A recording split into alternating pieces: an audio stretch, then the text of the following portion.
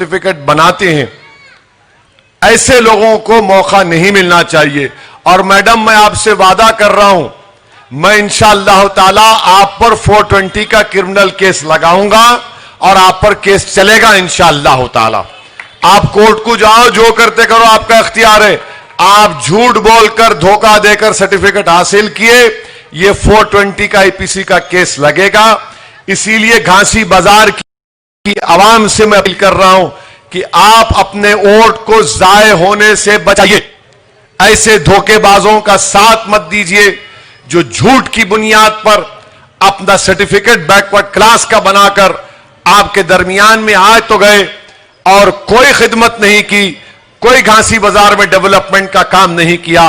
मैं घासी बाजार के हमारे बंगाली भाई और बहनों से भी अपील करूंगा कि आप बेखौफ होकर अपना काम करिए, हम आपके साथ खड़े हुए हैं।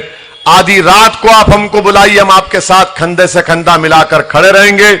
मैं आपको वादा कर रहा हूं, मैंने असेंबली इलेक्शन के वक्त भी आपसे कहा था और आज भी कह रहा हूं कि हम आपके साथ थे और आपकी मेरी जो गुफ्तगू हुई थी, आप जानते हैं कि मेरी नीयत क्या थी। खैर, आज भी मैं आपके साथ हूं और कल भी हम आपके साथ रहेंगे।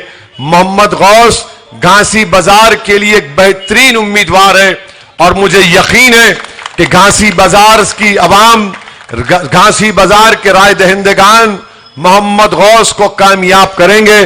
तो जो काम 5 साल से घासी बाजार में कुछ नहीं हुए, यकीनन एक 8-9 महीने में मोहम्मद गौस एक जिद्दी आदमी है।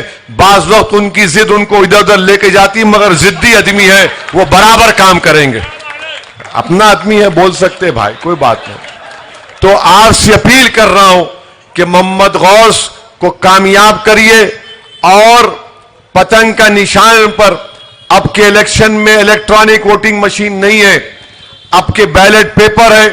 बैलेट पेपर को आप जब देखेंगे, पतंग के निशान पर जहां आपको निशान दिखेगा, वहां पर आप मोहर दबाकर, मोहर लगाकर उसको अच्छे तरीके से फोल्ड करके आप उसको डब्बे में डालेंगे। अब अहम बात जो मैं आपसे करना चाह रहा था वो ये है कि बल्दिया का इलेक्शन है और बल्दिया के इलेक्शन में लोकल मसाइल की, आवाम के बरकी, आबरसानी, नल की बात होना, ये बात नहीं कर रहे। मगर बात क्या हो रही टीआरएस के तरफ? टीआरएस बोल रही कि मजलिस से हमारा कोई अलायंस नहीं है। ठीक है भाई, कौन पीछे पड़ा तुम्हारे? है नहीं होना न खोलो। मगर इनके पावर मिनिस्टर जगदीश रेड्डी साहब बोल रहे कि बीजेपी वालों से पूछ रहे, बताओ बीजेपी वालों, असदुद्दीन ओवैसी की मोदी से मुलाकात कब हुई थी? कांग्रेस वालों को बहुत तकलीफ है, गौस बिलाल आ गए तो उनको लग रहा ये क्या हो गया। तो अब कांग्रेस का एक मलकाजगिरी के एमपी है, बहुत अक्लमंद है माशाअल्लाह, उन्होंने टॉप क्लास, थम्स अप भी बोलना बेकार है उनको, देड़ुशियार। उन्होंने बोल रहे कि राजभवन में असदुद्दीन ओवैसी, सिकंदराबाद के मौजूदा एमपी जो वजीर है, राजभवन के अंदर मैं उनसे बात किया तो उन्होंने वीडियो दिखा रहे मीडिया को, देखो यहां साजिश करे उन्होंने। पाशा, राजभवन में मिलकर साजिश करेंगे? हैदराबाद में हम बोलते मलकाजगिरी के एमपी साहब, जगन जगह बहुत है, जगन जगह जाकर मिल सकते थे, मगर साजिश करे। बी टीम है, बी टीम है, बी टीम है, इतना बी टीम बोले कि बिहार की जनता बोली नहीं, बी टीम नहीं तो हमारी टीम है और 5 एमएलए को कामयाब कर दिया। अब बीजेपी के लोग आ रहे, अब बीजेपी के लोग आके बोल दिए कि हैदराबाद में 30-40 हजार रोहिंग्या के इलेक्टोरल लिस्ट में नाम है।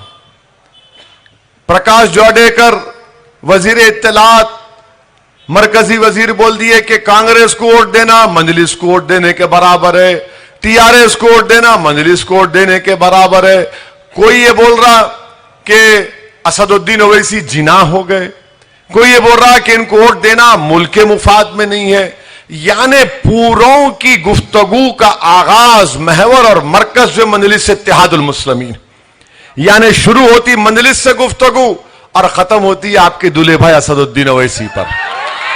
यानी हर चीज बल्दिया में क्या करें नहीं बोलते। हम बीजेपी से पूछ रहे, सैलाब आया, इतनी बारिश हुई, 100 साल के बाद इतनी बारिश हुई। कई हैदराबाद के इलाकों में घर में पानी आ गया। नरेंद्र मोदी की सरकार कितने पैसे दी हैदराबाद की आवाम की तकलीफ के वक्त? 2019 से लेकर 23 नवंबर 2 साल में आपने, 1.5 साल में आपने कितने पैसे दिए हैदराबाद की तरक्की के लिए? बल्दिया को बताइए। जब ये जवाब पूछ रहे तो इन्हें बोलते पाकिस्तान, जिन्ना, टेररिज्म, नेशनलिज्म, रोहिंग्या। अरे पैसे अगर आप दे देते तो गवर्नमेंट का जियो है। जब मरकजी टीम आई थी, मैं जाकर उनसे मिला था बाबा नगर, हाफिज बाबा नगर के पास।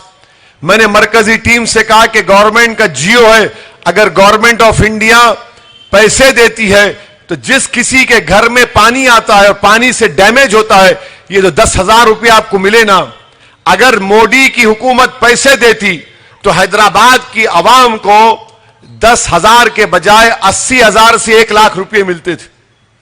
अब ये लोग आकर, क्योंकि मैंने सवाल किया, अब तकलीफ हो गई इनको, तो इसलिए अब फिरका परस्ती का माहौल पैदा करना, टेंशन का माहौल पैदा करना और नफरत का माहौल पैदा करना।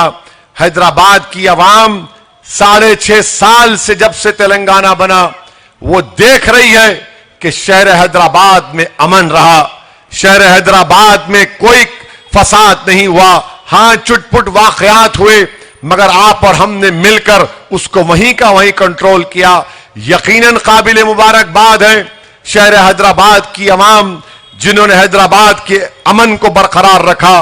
पुलिस को भी क्रेडिट दिया जाना चाहिए और किसी हद तक मजलिस इत्तेहादुल मुस्लिमीन ने भी शहर हैदराबाद अमन की बरकरारी में अपना बहुत बड़ा रोल अदा किया। इसीलिए मैं आपसे अपील कर रहा हूं कि अपने एक वोट का सही इस्तेमाल करिए। ये लोग हैदराबाद के नाम को तब्दील करके दूसरा नाम रखना चाहते हैं, भाग्यनगर। अरे हैदराबाद की तारीख है, ये लड़ाई हैदराबाद और भाग्यनगर के नाम तब्दील करने वालों की भी लड़ाई है।